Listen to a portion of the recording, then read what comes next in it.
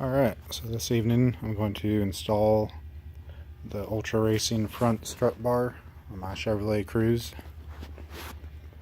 Tools you need for this is a breaker bar or ratchet, torque wrench, 24mm socket. 15/16 is also it's good enough to fit on the nut instead of 24mm. And you may need the wrench like this with a good angle on it and a T50 Torx bit. And if you don't have Torx bits already, owning this car, it'd be a good idea to get a set, because a lot of the things under here are like this is I don't remember what the E stands for, but like the E bit. A lot of these are the E and the Torx bits. So, and they're pretty cheap to get a set of those, like T10 through T55 or whatever. So you start by taking off these plastic caps.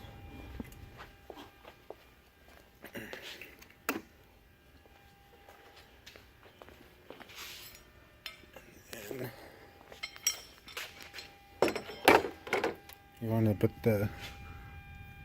in the center of that, you're going to put your ratchet so that holds that. And then you're going to put your wrench underneath that to turn the nut.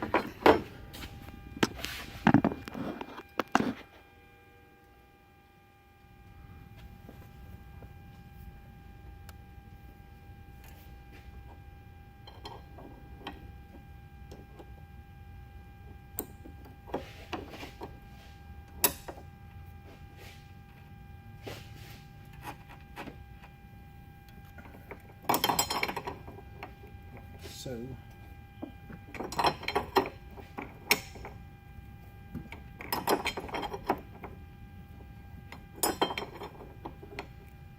just keep doing that till the nut comes all the way out.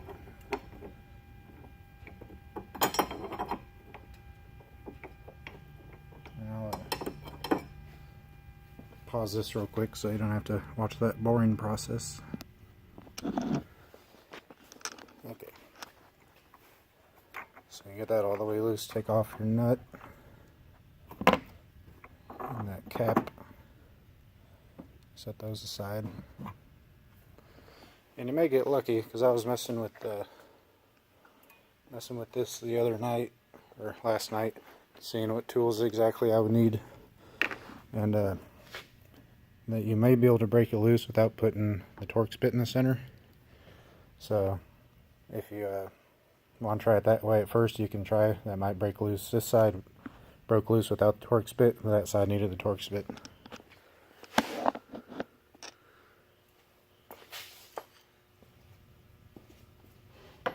That was last night. We'll see if it still does it, which I'm sure it will. Yeah.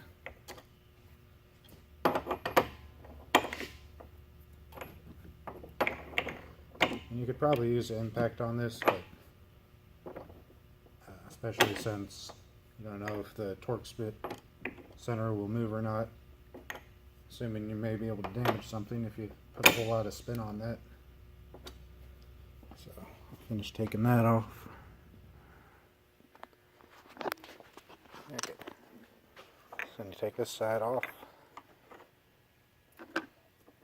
nut in the plate, and you probably don't have to, because these are beveled at the end. These look like some kind of the walking style nut, but my car vibrates quite a bit, so I have the solid engine and trans mount.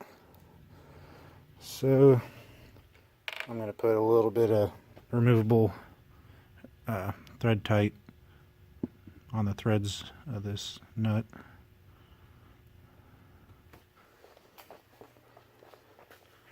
Or not the nut, the stud.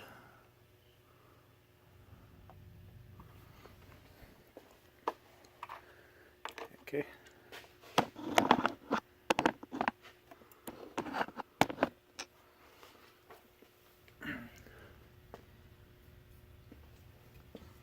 And you get your bar, the logo facing so you can read it straight up. Well, not straight up, but so you can read it from the front.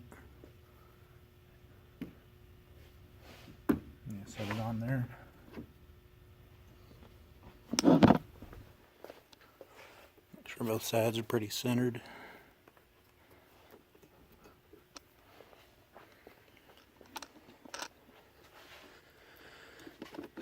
Then you put the cap back on.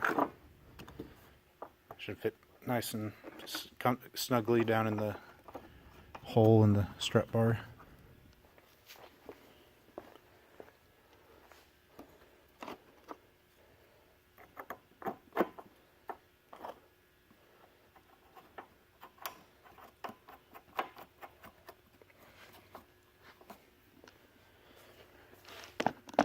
And I'll give it a few turns. So hopefully it'll tighten down turning without the stud spinning, so I can torque it properly. Okay,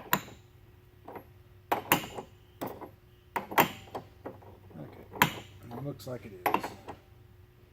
And if it didn't, then I'd just have to use that long wrench and the socket with the Torx bit and do the good and tight method. So I'll finish tightening these down snug. Once you got them both tightened down pretty snug, you can get your torque wrench. And the manual says 36 foot-pounds.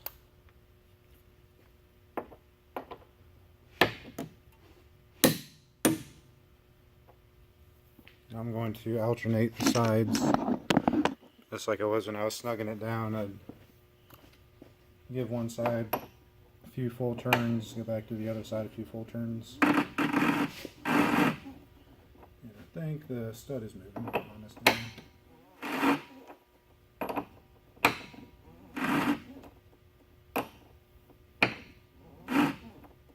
Yeah, stud's moving on that side.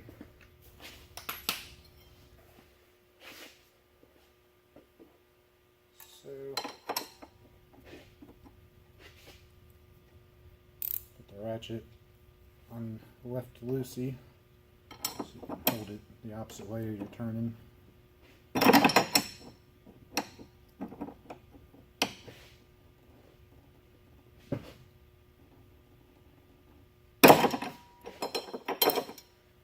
I'll take that as a sign it's tight enough.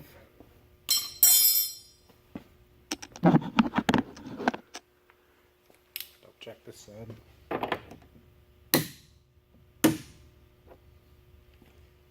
Alright. That's how you install the Cruze Ultra Racing front strut bar. And I did a video of the rear lower bar, but I did not do a video of this. I installed the rear strut tower bar. Didn't do a video of that because it was a little bit longer of a process and harder to get a camera angle when I was by myself. When I was opening it, I just kind of scratched right there when I was cutting through the plastic. I mean, it didn't like cut deep or anything, it was a noticeable scratch, so I just put a little, only color Rust-Oleum I had. But besides that, I think it looks pretty good. The car handles a lot better.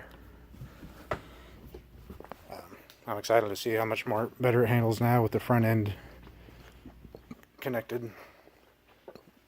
Turns it to be uncomfortable around the mid-30s. I can now go mid-40s around pretty comfortably, so assuming this will make it a lot comfier too. This weekend I'll try to make a video of this thing cruising around and taking some turns. I won't be able to record underneath the car or anything like Ultra Racing, but be able to see what it looks like from the inside and the outside a little bit on the road. So, thanks for watching.